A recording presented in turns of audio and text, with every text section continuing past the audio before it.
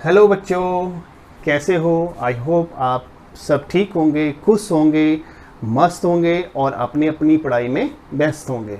तो मैं हूं अर्जुन सर और आप देख रहे हैं अपना सुंदर सा प्यारा सा educative informative channel physics bye Arjun sir. ठीक है, तो चलिए आज की क्लास शुरू करते हैं, आज का टॉपिक शुरू करते हैं। तो आज का टॉपिक जो है मेरा ये है कि इलेक्ट्रिसिटी जो 10th क्लास का चैप्टर है बच्चों, तो उसमें कुछ लास्ट के टॉपिक्स रह गए थे। तो उन टॉपिक्स को चलो आज पूरा कंप्लीट कवर करते हैं। तो कोशिश मेरी यही रहेगी कि इसी वीडियो में पूरे जितने भी टॉपिक्स उसमें रह गए हैं उनको कंप्लीट कर लेते हैं।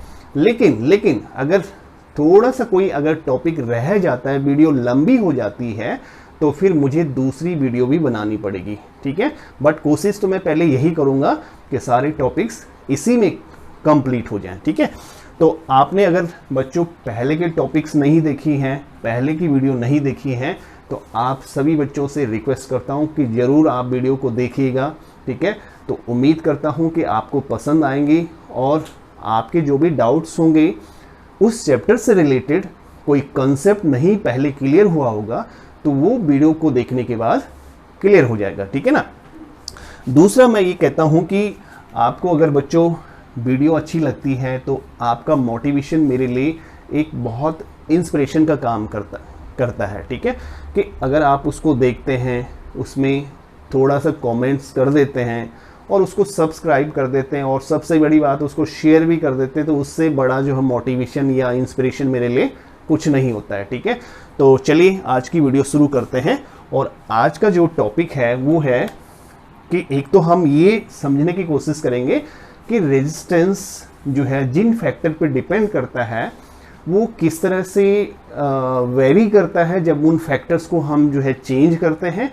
और दूसरा हम ये भी बात करेंगे, यानी पहले ही हम इसको समझ लेंगे कि जो किसी भी कंडक्टर का रेजिस्टेंस होता है या किसी भी मटेरियल का जो रेजिस्टेंस होता है उसका रूट कॉज क्या है, उसका रूट कॉज क्या है। ठीक है, तो पहली बात तो हम समझेंगे कॉज ऑफ। ओके, तो देखिए मैं ये कह रहा हूं कि पहले हम इसी को जो है डिस्कस कर लेते हैं कि कॉज क्या है इस रेजिस्टेंस का। ठीक है, तो सपोज करो कि देखिए यहाँ पर एक कंडक्टर है, ये कंडक्टर है। ओके, और इस कंडक्टर का वही जरा इसकी जो है पहले तो शक्ल सूरत ठीक बना लें। ओके, तो इस कंडक्टर की हम बात कर रहे हैं और इस कंडक्टर के दोनों एंड्स को मैंने पोटेंशियल डिफरेंस इसके दोनों एंड्स के क्रॉस अप्लाई कर दिया। ठीक है, एक पोटेंशियल डिफरेंस सपोज करो मैंने V अप्लाई कर दिया। अब जैसे ही मैं इसके दोनों एंड्स के across potential difference across apply किया जाएगा बच्चों, तो इस कंडक्टर के इनसाइड एक इलेक्ट्रिक फील्ड जो है सेटअप हो जाएगा। एक इलेक्ट्रिक फील्ड सेटअप कैसे होगा भाई? इलेक्ट्रिक फील्ड हमेशा जो होता है बच्चों पॉजिटिव से अवे की तरफ होता है, यानी पॉजिटिव चार्ज से अवे, यानी कि इलेक्ट्रिक फील्ड की डायरेक्शन कुछ ऐसे हो जाएगी, इधर से यानी पॉजिटिव टर्मिनल से नेगेटिव टर्मिनल की तरफ इस कंडक्टर के इनसाइड एक इलेक्ट्रिक फील्ड सेटअप हो जाएगा। अब इलेक्ट्रिक फील्ड क्या करेगा? देखो, इलेक्ट्रिक फील्ड इस कंडक्टर के अंदर जितने भी फ्री इलेक्ट्रॉन्स हैं उन फ्री इलेक्ट्रॉन्स के ऊपर ये इलेक्ट्रिक फील्ड एक फोर्स अप्लाई करेगा। एक क्या करेगा?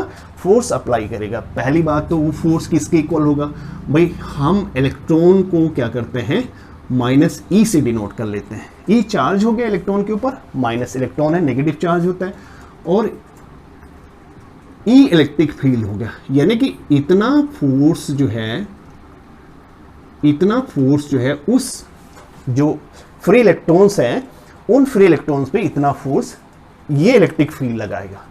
किस डायरेक्शन में लगाएगा इस बात को भी समझना जरूरी है कि इलेक्ट्रॉन के ऊपर जो बच्चों फोर्स लगाता है इलेक्ट्रिक फील्ड, वो हमेशा इलेक्ट्रिक फील्ड के अपोजिट डायरेक्शन में लगाता है। तो कुछ इस तरह से जो इलेक्ट्रॉन्स हैं इस कंडक्टर के inside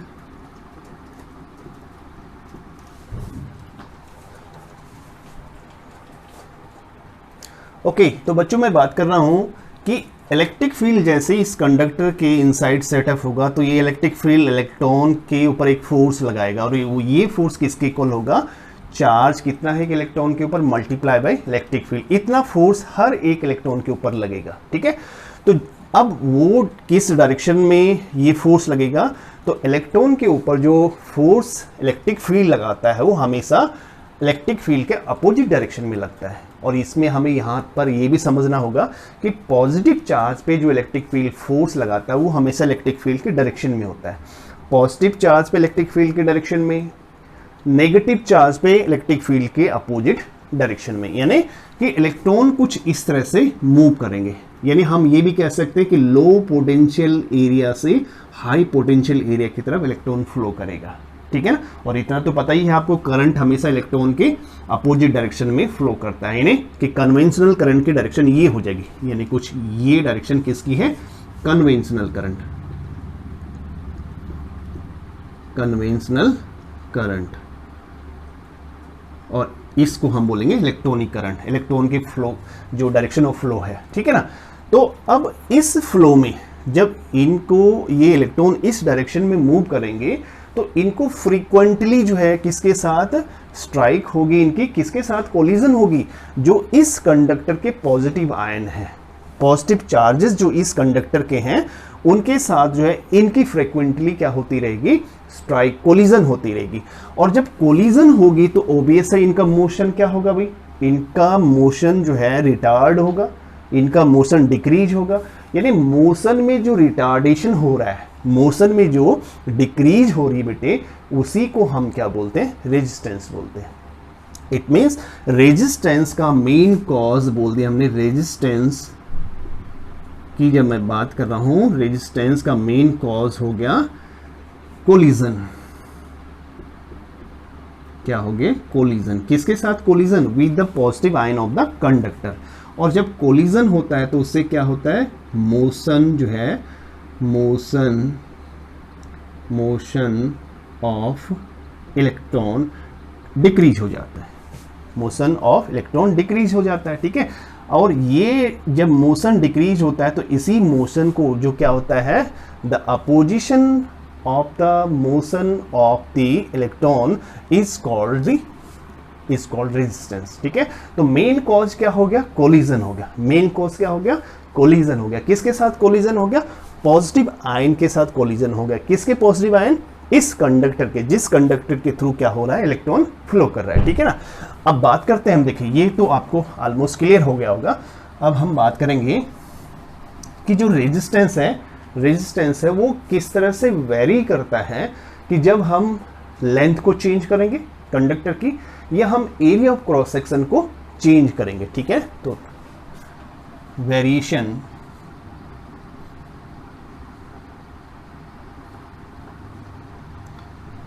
in the resistance of a conductor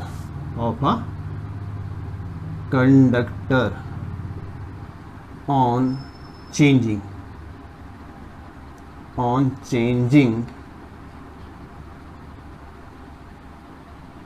क्या चेंज करने पे, फर्स्ट लिख लेते हैं हम, length of the conductor, length of the conductor कैसे चेंज होगा बच्चों। तो देखिए इसके लिए मैंने पिछली वीडियो में समझाया कि आर जो है डायरेक्टली प्रोपोर्शनल होता है लेंथ का। इसका मीनिंग क्या है, कि इसका मीनिंग है कि जैसे जैसे हम लेंथ को चेंज करेंगे तो उसके डायरेक्टली प्रोपोर्शनल जो है उसी प्रोपोर्शन में जो है आपका आर भी चेंज होता रहेगा, सेम प्रोपोर्शन में। इसको डिक्रीज करेंगे डिक्रीज होगा, इंक्रीज करेंगे इंक्रीज होगा, क्योंकि डायरेक्टली प्रोपोर्शनल हो गया। ठीक है, इसको डबल कर देंगे लेंथ को, बाकी फैक्टर कांस्टेंट रहेंगे तो ये डबल हो जाएगा।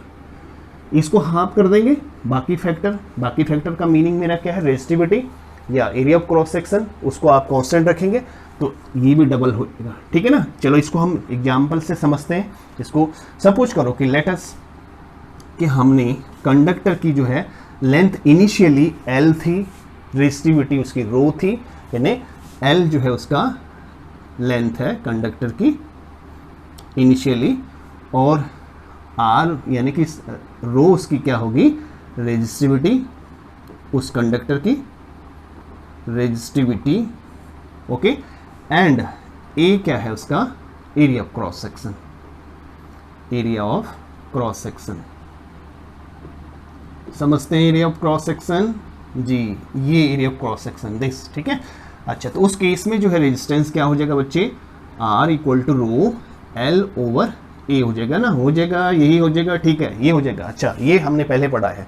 अब सपोज करो कि हमने क्या करना है कि लेंथ को चेंज करना, बाकी कांस्टेंट रखने हमने, ठीक है। ओके, अकॉर्डिंग टू क्वेश्चन हम इसलिए मान लेते हैं कि लेंथ जो हमने एल डैश चेंज कर दिया, सपोज करो कि इसको हाफ कर दिया, क्या कर दिया, हाफ कर दिया। ओके, रेजिस्टिविटी सेम रहेगा, area of cross section same रहेगा, तो उस केस में जो रेजिस्टेंस है वो क्या हो जाएगा भाई, ये तो हमें कैलकुलेट करना है, ठीक है।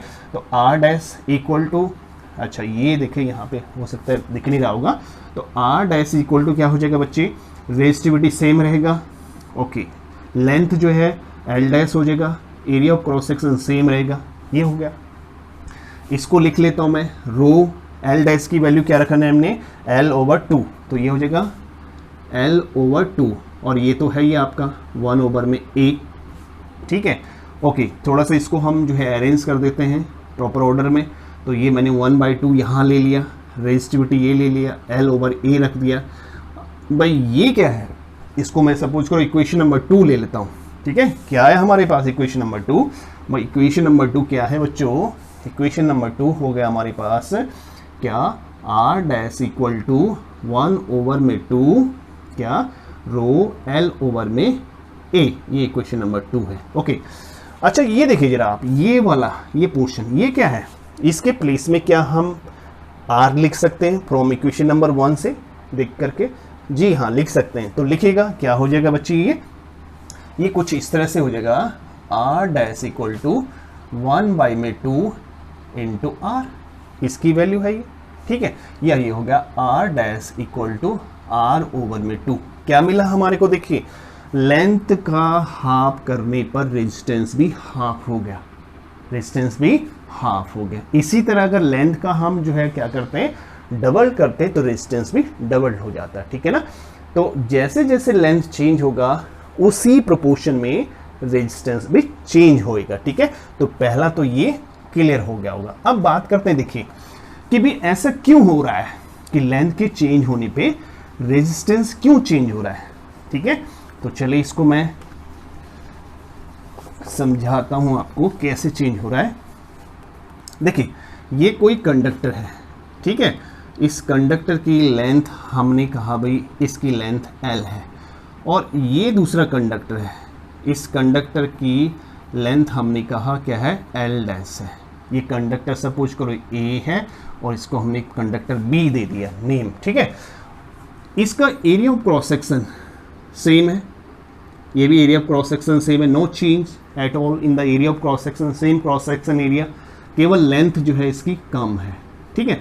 अब क्या बोलेंगे हम भाई, इसका रेजिस्टेंस ज़्यादा या इसका रेजिस्टेंस ज़्यादा, तो सीधे सीधे आपको पता है कि R directly proportional L, L क्या है, L more is the length, more is the resistance, more is the length, more is the resistance, means इसका रेजिस्टेंस ज़्यादा होगा इसके कंपैरिजन में। अब क्यों होगा, मैंने लिख दिया resistance of A conductor is greater than resistance of B conductor. क्यों, देखिए जब इलेक्ट्रॉन इस पाथ से ट्रेवल करेंगे तो इलेक्ट्रॉन को क्या करना पड़ेगा, electron has to travel a longer path, electron has to cover a longer distance in comparison of this conductor, और अगर उनको ज़्यादा डिस्टेंस कवर करना पड़ेगा तो they will have to suffer more collision, ज़्यादा कोलिजन तो मोशन में ज़्यादा अपोज, मोशन ज़्यादा अपोज मीन्स रेजिस्टेंस ज़्यादा, ज़्यादा कोलिजन तो ज़्यादा रिटार्डेशन इन मोशन में, ज़्यादा रिटार्डेशन मोशन में होगा तो क्या है, किस बात को इंडिकेट कर रहा है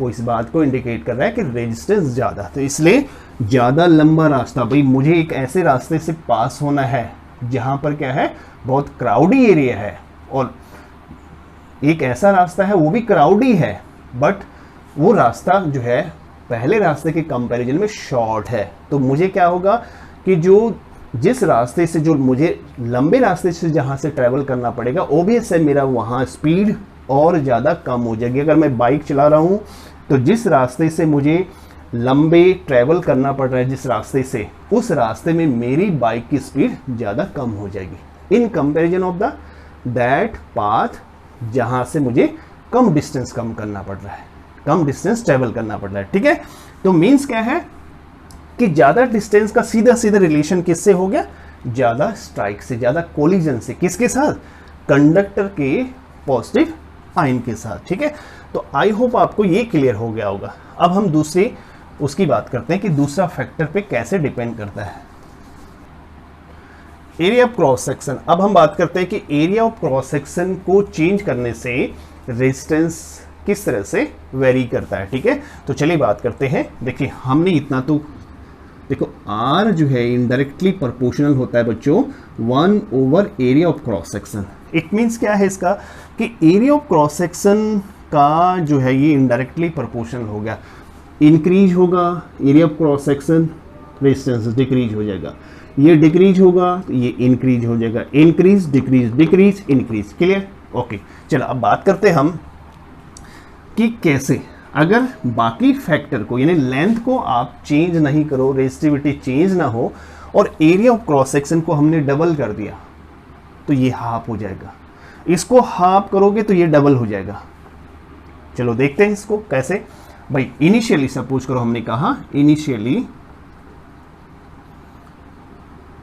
कि रेजिस्टेंस, सपोज करो इनिशियली जो है लेंथ L है, L क्या आ गया, लेंथ होगी आपकी, लेंथ ऑफ द कंडक्टर। ठीक है, ओके। ये क्या हो गया, रेजिस्टिविटी होगी,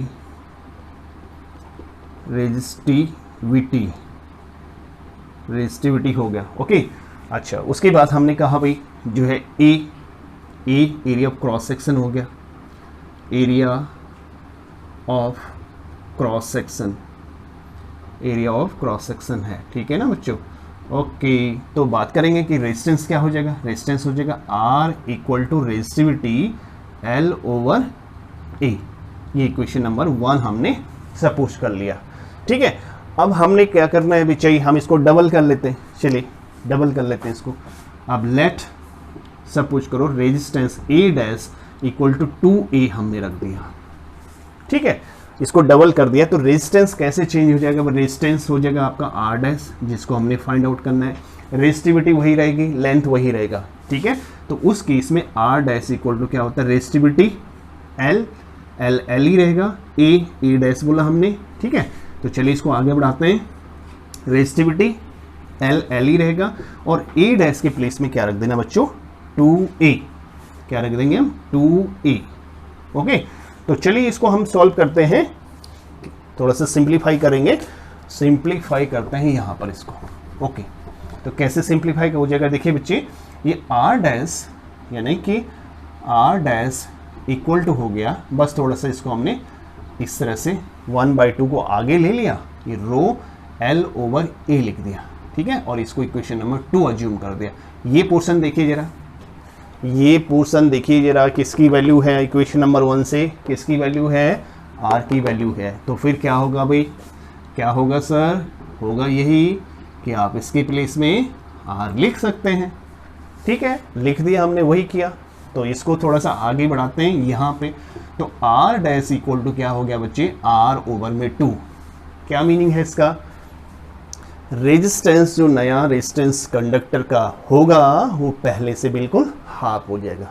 तो क्या था, area of cross section double किया तो रेजिस्टेंस हाफ हो गया। यही तो मैं कह रहा था कि indirectly means double half, half double, double half, half double. ठीक है, तो ये एरिया ऑफ क्रॉस सेक्शन में चेंज करने से रेजिस्टेंस में वेरिएशन आएगा। अच्छा, अब बात करते हैं ये ऐसा क्यों हो रहा है, ऐसा क्यों हो रहा है। तो चलिए इसके लिए भी हम जल्दी से समझ लेते हैं इसको।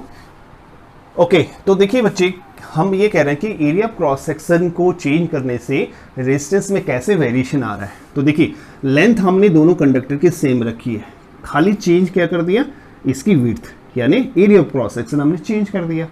अच्छा, इसमें area of cross section comparatively इसके ज़्यादा है। ठीक है ना, इसका एरिया ऑफ क्रॉस सेक्शन ज़्यादा मीन्स ऑब्वियस है इसका रेजिस्टेंस कम होना चाहिए।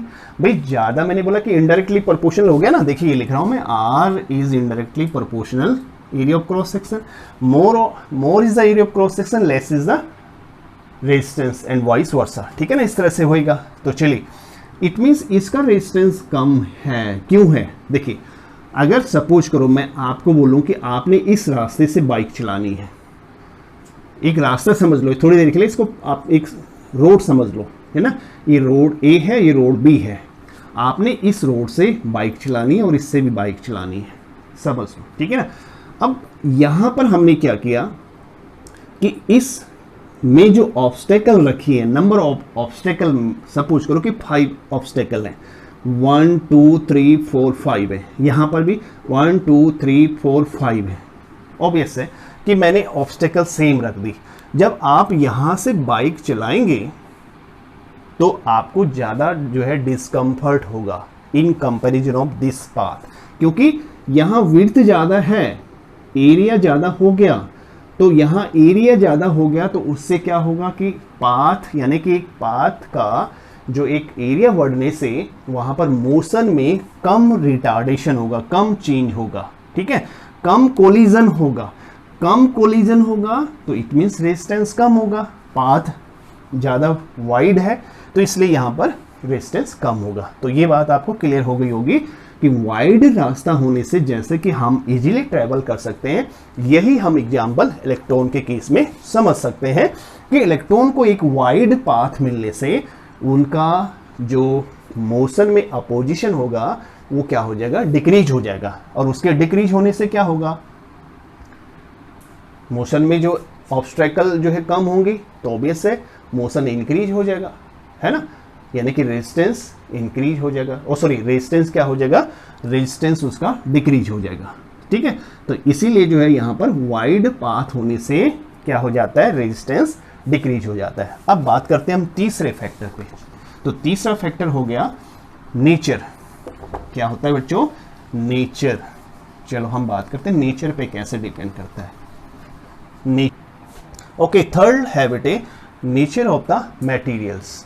अब मटेरियल की नेचर पे किस तरह से रेजिस्टेंस डिपेंड करता है, देखो ये बात तो आपको समझ में आ ही जाती होगी, और ये आपको पता भी होगा कि आपने सुना होगा कि silver is the best conductor, which is the best conductor in matters, you always, your answer is always silver is the best conductor, है ना भाई, हम सिल्वर को बेस्ट कंडक्टर मानते हैं। अगर मैं इनको इस तरह से लिखूं कि Ag से बेस्ट कंडक्टर है, Ag बेस्ट कंडक्टर है कॉपर से बेस्ट, यानी कॉपर बेस्ट कंडक्टर है किससे, एल्युमिनियम से, एल्युमिनियम बेस्ट कंडक्टर है आयरन से। अगर मैं इस तरह से इनको रेजिस्टेंस के जो है क्या कर रहा हूँ, रेजिस्टेंस के इंक्रीजिंग ऑर्डर में रख रहा हूँ, तो कुछ ऐसा होगा, सबसे कम रेजिस्टेंस, उससे ज़्यादा और सबसे ज़्यादा, इनमें हम कंपैरिजन कर रहे थे, ठीक है ना। तो ऐसा क्यों, क्या है नेचर, क्या है नेचर। और नेचर क्या होता है बेटे, नेचर का मीनिंग होता है, नेचर का मीनिंग हो गया arrangement of the atoms of the material of the materials के एटम्स के अरेंजमेंट में, ठीक है। अगर अरेंजमेंट इस तरह से है, किस तरह से कि ज़्यादा कोलिजन हो रहा है, यानी इलेक्ट्रॉन को ज़्यादा कोलिजन सफ़र करना पड़ रहा है, तो ओबियस है कोलिजन ज़्यादा तो मोशन का रिटार्डेशन ज़्यादा मोशन का रिटार्डेशन मीन्स रेजिस्टेंस ज़्यादा। अगर हम समझें तो इसके एटम का अरेंजमेंट कुछ इससे ऐसा होता है कि यहाँ पर इलेक्ट्रॉन को ज़्यादा कोलिजन सफ़र करना पड़ता है, तो इसलिए ज़्यादा कोलिजन होगा इसके कंपैरिजन में, तो यहाँ पर रेजिस्टेंस ज़्यादा होगा इसके कंपैरिजन में। ऐसे इसके एटम का अरेंजमेंट कुछ ऐसा होगा कि इलेक्ट्रॉन जब एल्युमिनियम के वायर से पास होंगे तो उनको ज़्यादा कोलिजन सफ़र करना पड़ेगा इन दोनों के कंपैरिजन से, तो मीन्स ज़्यादा रेजिस्टेंस हो गया, ठीक है। तो ये तीसरा फैक्टर था बेटे जिसकी हमने बात की कि किस तरह से कि resistance nature of the material पे डिपेंड करता है, ठीक है। तो चलिए अब अगले टॉपिक पे आते हैं हम। ओके, तो बच्चों नेक्स्ट ऑब्जेक्टिव जो हमारे होने वाला है वो है resistivity and classification of materials. हम रेजिस्टिविटी को समझेंगे और कुछ इसका जो है थोड़ा सा ब्रीफ आपको उन वीडियोस में मिल जाएगा जो मैंने इसी चैप्टर से रिलेटेड जो है पहले डाली हुई हैं। तो आप उन वीडियो को प्लीज़ ज़रूर देखिएगा, क्योंकि ऐसा होता है कि जो बेसिक, अगर हम किसी चैप्टर का बेसिक यानी जो इनिशियल जो टॉपिक्स होता है यानी जो बेसिक कॉन्सेप्ट होता है जब तक हम उसको नहीं अंडरस्टैंड करेंगे तब तक हम जो है आगे वाले टॉपिक को बहुत अच्छी तरह नहीं समझ सकते हैं। तो आप बच्चों से ये ज़रूर मेरी जो है एक रिक्वेस्ट भी है कि आप उन वीडियोस को ज़रूर देखें। और बच्चों, क्योंकि आप बच्चों का एक सपोर्ट, एक आप बच्चों का जो यानी कि मोटिवेशन जो मेरे को मिलता है वो केवल इससे मिल जाता है कि भी आप बच्चों ने उसको जो है लाइक किया, उसको जो है उसके ऊपर कमेंट डाला है, उसको आपने जो है सब्सक्राइब किया है, और सबसे बड़ी बात है कि आपने उसको, अगर आपको अच्छी लगी तो डेफिनेटली आपने उसको अपने दोस्तों के साथ जो है उसको शेयर भी किया होगा, ठीक है ना। तो बच्चों मेरे लिए एक बहुत बड़ा मोटिवेशन का काम करता है, और उम्मीद करता हूँ कि जैसे अब तक आप बच्चों का मोटिवेशन रहा है आगे भी आप उसी तरह सपोर्ट, अपना जो है प्यार मुझे देते रहोगे, ताकि मैं आप बच्चों के लिए कोशिश करूँगा कि बहुत अच्छी तरह से कंसेप्ट को क्लियर करने की कोशिश करूँगा, और इससे भी अच्छी वीडियो आपको आगे वाले टॉपिक्स की मिलेंगी। और जो थोड़ी बहुत क्वालिटी में जो है आपको कंप्रोमाइज़ करना पड़ रहा होगा तो उसके लिए मैं ज़रूर सॉरी इस बात के लिए आपसे मांगना चाहूँगा, ठीक है। तो चलिए बात करते हैं इस टॉपिक की कि resistivity and classification of the material. तो पहले हम रेजिस्टिविटी को डिफाइन कर लेते हैं। क्या है रेजिस्टिविटी? देखो, रेजिस्टिविटी जब किसी मटेरियल के ऊपर एक, जैसे हम मान लेते हैं कि एक ठप्पा लग जाता है कि भाई इस मटेरियल की इतनी रेजिस्टिविटी है, कॉपर की रेजिस्टिविटी इतनी होगी, आयरन की इतनी होगी, ठीक है, एल्युमिनियम की इतनी होगी, जबकि रेजिस्टेंस आपको मैंने कहा था कि वेरी कर जाता है। अगर लेंथ जो है वेरी करती है तो रेजिस्टेंस वेरी कर जाएगा, area of cross section very करता है तो रेजिस्टेंस वेरी कर जाता है। बट जो रेजिस्टिविटी है उसके केस में लेंथ और एरिया ऑफ क्रॉस सेक्शन का कोई रोल नहीं, तो ये आपकी हेडेक खत्म, ठीक है। तो बात करते हैं अब हम जो है रेजिस्टिविटी की। देखिए, हमने ये फॉर्मूला तो बहुत अच्छी तरह समझ भी लिया और इसको पढ़ भी लिया पहले, ठीक है। तो चलो हम इसी फॉर्मूले से बात करते हैं। यहाँ पर आर क्या है? रेजिस्टेंस है। रो क्या है? रेजिस्टिविटी। रो एल लेंथ है, ए क्या है? एरिया ऑफ क्रॉस सेक्शन है, ठीक है, उस कंडक्टर का। तो सपोज करो कि हमने उस कंडक्टर की, जो कंडक्टर की हम बात कर रहे हैं कि हम ये कंडक्टर है, ओके, इस कंडक्टर का जो एरिया ऑफ क्रॉस सेक्शन ये है, हमने ले लिया ए इक्वल टू 1 मीटर स्क्वायर, और जो ये लेंथ L है ये ले लिया हमने 1 मीटर। तो उस केस में ये फॉर्मूला कुछ इस तरह से हो जाएगा, R इक्वल टू रो 1, ये भी 1, तो R इक्वल टू रो हो जाएगा।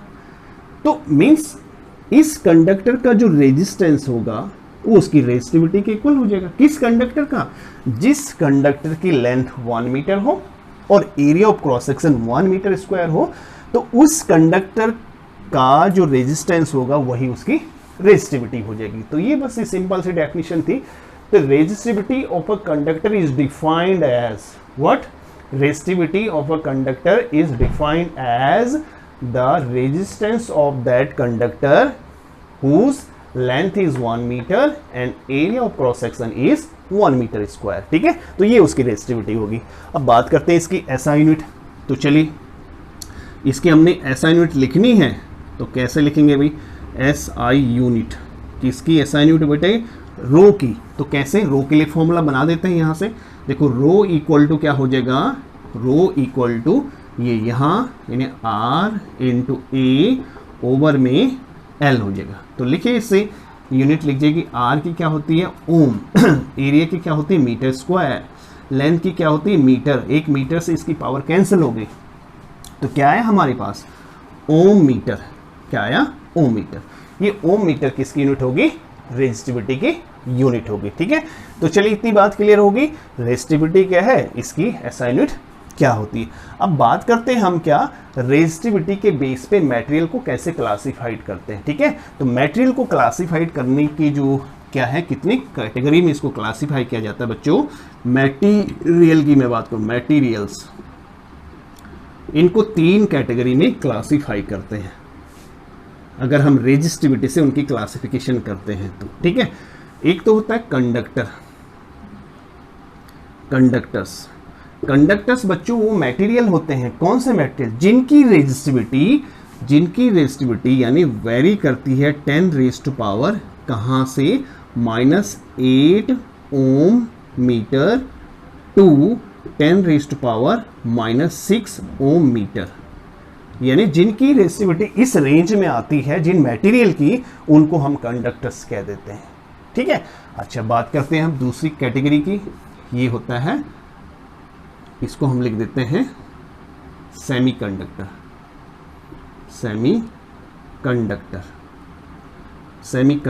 तो ये सेमीकंडक्टर्स जो होते हैं बच्चों, ये इस यानी कि 10 raise to power -6 ohm metre to 10 raise to power 4 ohm metre के बीच में जिनकी रेजिस्टिविटी होती है, उन मटेरियल को सेमीकंडक्टर कहा जाता है। यानी इनका रेजिस्टेंस या रेजिस्टिविटी मॉडरेट होती है, ना तो बहुत हाईली ये कंडक्टर होते हैं, ना तो बहुत बैड कंडक्टर होते हैं। ठीक है, बीच मॉडरेट होते हैं। तीसरी जो कैटेगरी है बच्चों, ये है किसकी, इंसुलेटर्स। अब बात करते हैं इनकी जो है रेजिस्टिविटी किस रेंज में आती है। तो इनकी जो रेजिस्टिविटी आती है 10 raise to power 4 ohm metre से जो है ग्रेटर होती है किसकी रेजिस्टिविटी, इंसुलेटर की रेजिस्टिविटी। तो ऑन द बेसिस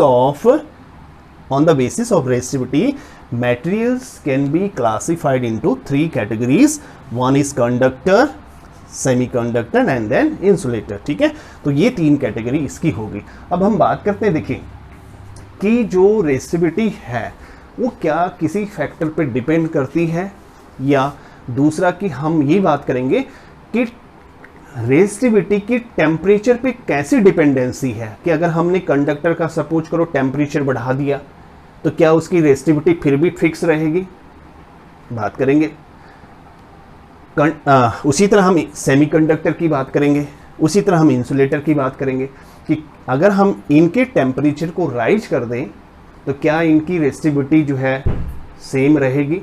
रेजिस्टिविटी हम रेजिस्टेंस भी बोल सकते हैं उसको, ठीक है ना, क्योंकि डायरेक्टली प्रोपोर्शनल हो गया। तो चलिए बात करते हैं पहले हम रेजिस्टेंस किस तरह से चेंज होता है उनका। ठीक है, तो चलिए हम बात कर रहे हैं किस ओके तो मैं ये बात कर रहा हूँ कि रेजिस्टिविटी क्या लेंथ पे डिपेंड करती है, एरिया ऑफ क्रॉस सेक्शन पे डिपेंड करती है, ना बिल्कुल नहीं, इन पे नहीं डिपेंड करती है। तो किस पे डिपेंड करती है, ये थोड़ा सा आपको एक ये जो डेरिवेशन है यानी ये जो एक्सप्रेशन है ये आपको +2 में मिलेगा। तो 10th क्लास का थोड़ा सा मैं एक स्टेप आगे आपको जरा समझा रहा हूँ। क्या देखिए, रेजिस्टिविटी जो है किस पे डिपेंड करता है, ये मास ऑफ इलेक्ट्रॉन है, फ्री इलेक्ट्रॉन की जिनकी बात कर रहा हूँ। ठीक है, mass of free electron constant रहता है तो इस पे डिपेंड नहीं करने वाला। ठीक है, ये क्या है, ई स्क्वायर लिखा है मैंने। ई क्या है, चार्ज ऑन इलेक्ट्रॉन, नहीं इस पे भी डिपेंड नहीं करना क्योंकि चार्ज भी कांस्टेंट रहता है। ठीक है ना, चार्ज भी कांस्टेंट ही रहता है। अब बात करते हैं क्या रह गया आपके पास, ये 2 फैक्टर रह गए। यानी अगर मैं इन दोनों को ना लिखूं तो ये मैंने लिख लिया m, और सॉरी इसको नहीं लिख रहा हूं क्योंकि इस पे डिपेंड नहीं करता, n और टाउ, ये दोनों, इन दोनों फैक्टर पे जो है डिपेंड कर रहा है रेजिस्टिविटी। अब ये क्या चीज है, देखो n है बेटे, यहाँ पे इसको बोलेंगे हम इलेक्ट्रॉन डेंसिटी भी बोल सकते हैं, या नंबर ऑफ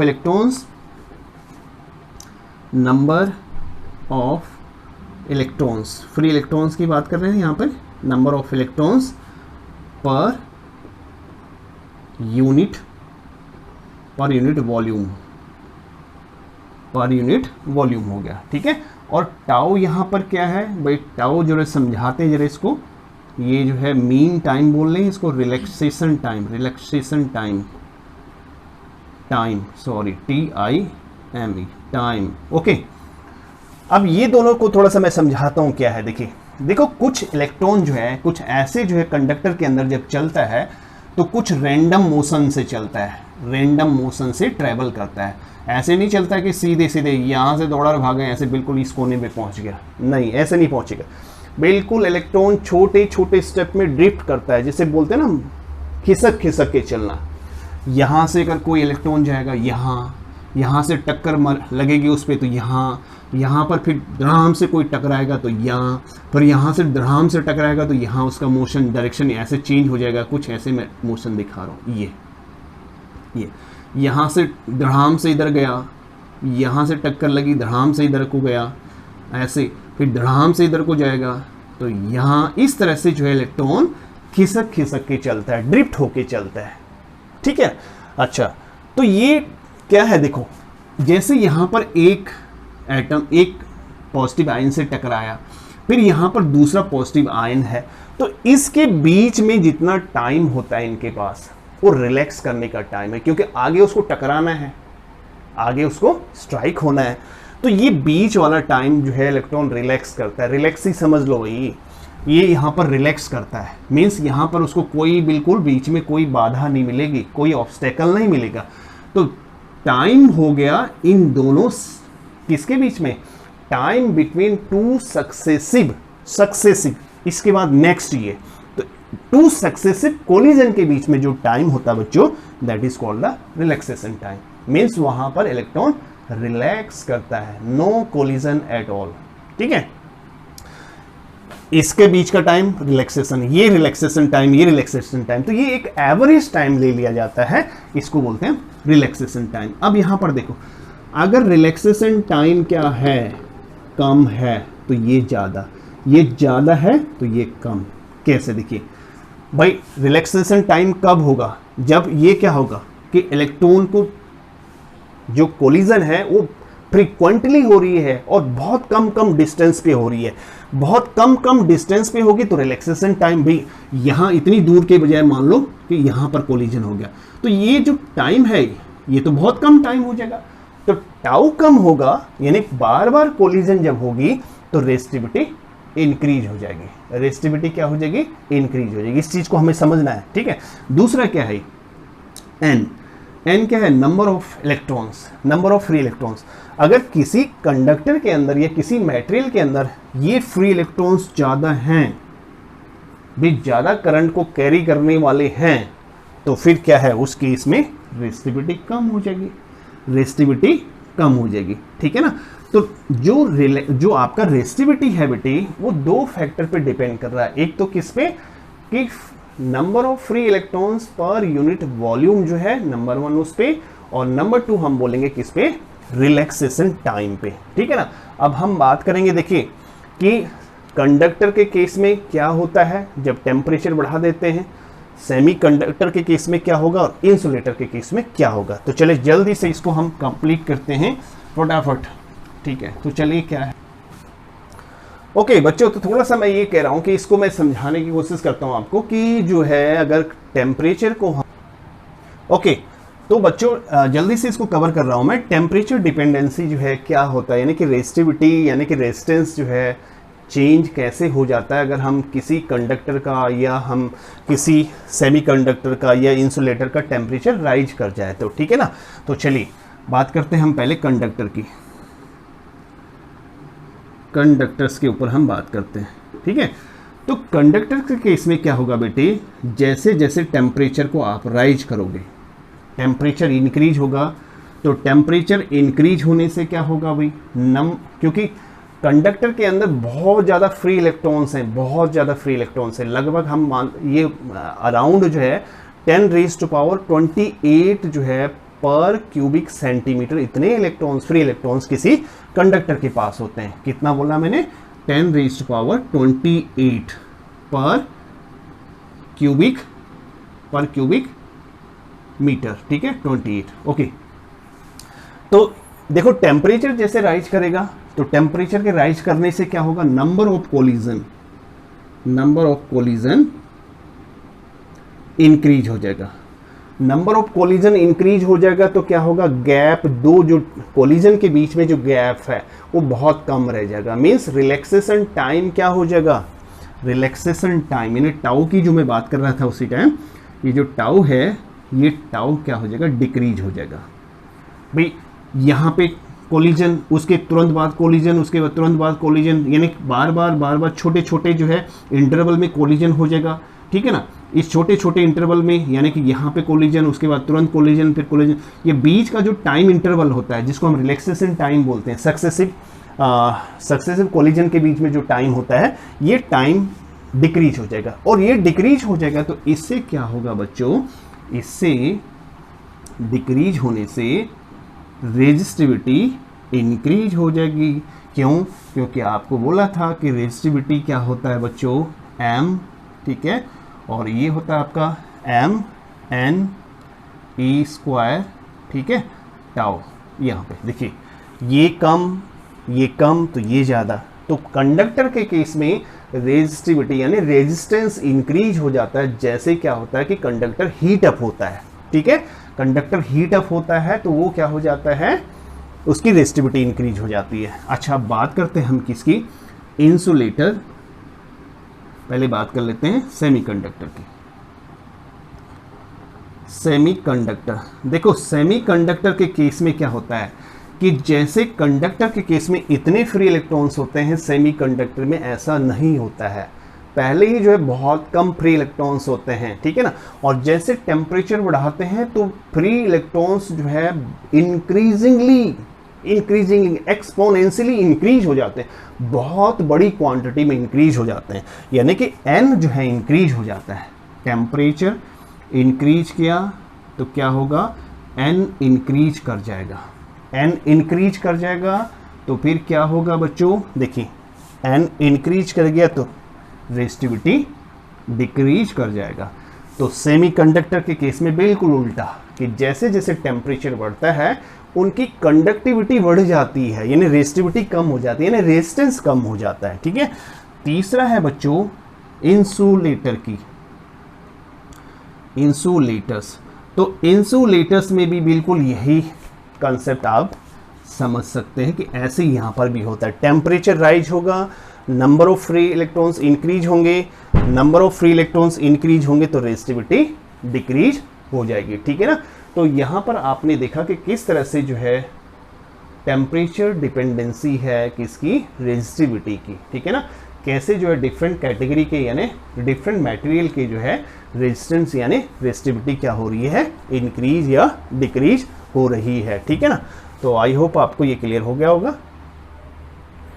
तो ओके बच्चों, इतना जो है हमने टॉपिक्स जो आज के कंप्लीट किए, तो मुझे लगता है कि वीडियो ज़्यादा लंबी हो रही है, और ज़्यादा लंबी हो रही है तो इसका जो है यही जो है मेरा जो है डिसीजन बनेगा कि भाई मुझे यहाँ वीडियो जो है इसको एंड करना पड़ेगा, और फिर जो है बाकी जो टॉपिक्स रह गए हैं उसके लिए एक और वीडियो आपको मिलेगी, और वो बहुत जल्दी आपको मिलेगी।